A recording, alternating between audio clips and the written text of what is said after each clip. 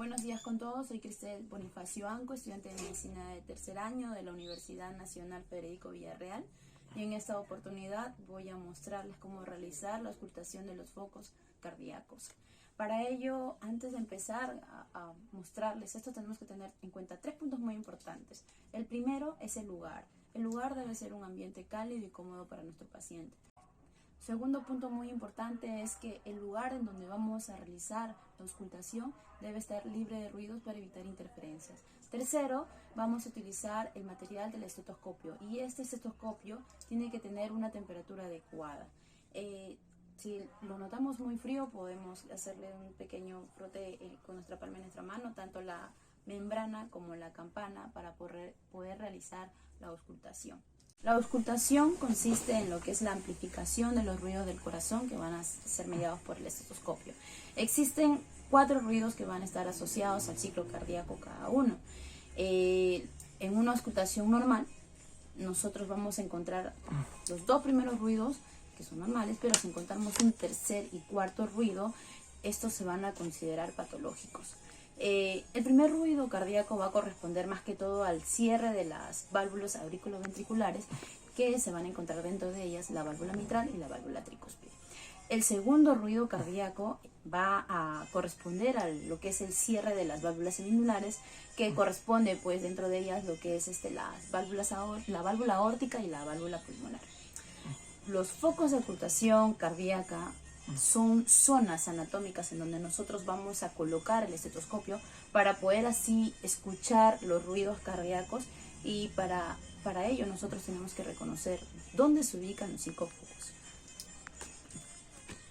Tenemos que tener en cuenta que los 5 focos son el foco aórtico, el foco pulmonar, el foco tricúspide, el foco mitral y el foco aórtico accesorio, o también conocido como DR.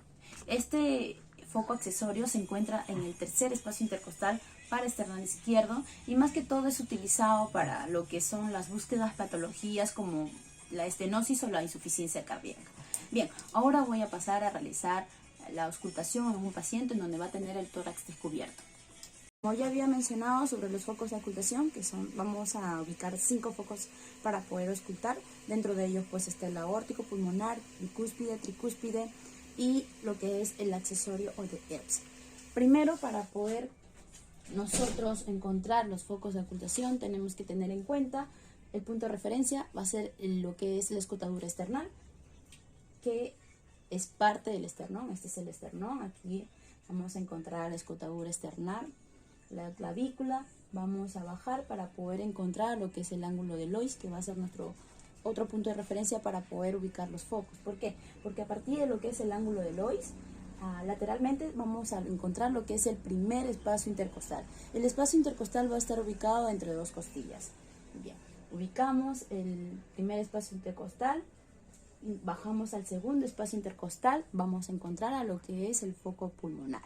El foco pulmonar se va a encontrar en el segundo espacio intercostal paraesternal izquierda. Entonces aquí vamos a ubicar al foco pulmonar y lo vamos a escuchar con la membrana. La membrana nos permite escuchar los sonidos de alta intensidad.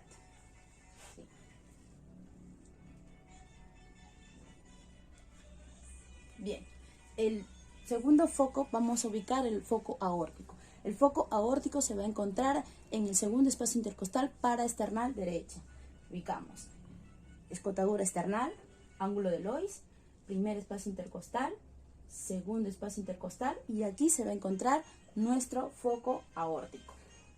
Aquí, y así. También vamos a tener que escucharlo con la membrana, ya que son sonidos de alta intensidad. Bien, continuando con la ubicación de los focos, ahora vamos a poder auscultar lo que es el foco tricúspide. Este se encuentra en el cuarto espacio intercostal paraesternal izquierda. Ángulo de Lois, primer espacio intercostal, segundo espacio intercostal, tercero, cuarto. Es aquí donde vamos a ubicar lo que es el foco tricuspidio, que se va a poder escuchar con la campana, porque esto nos permite escuchar los ruidos de baja intensidad. Bien, el otro foco para escuchar es el foco mitral. Este se encuentra en la línea medio clavicular, quinto espacio intercostal izquierdo. Entonces vamos a ubicar la clavícula, la línea media clavicular, vamos a irnos hacia el quinto espacio intercostal. Ángulo de Lois, primer espacio intercostal, segundo, tercero, cuarto, quinto. Línea medio clavicular. Y es aquí donde vamos a ubicar lo que es el foco mitral.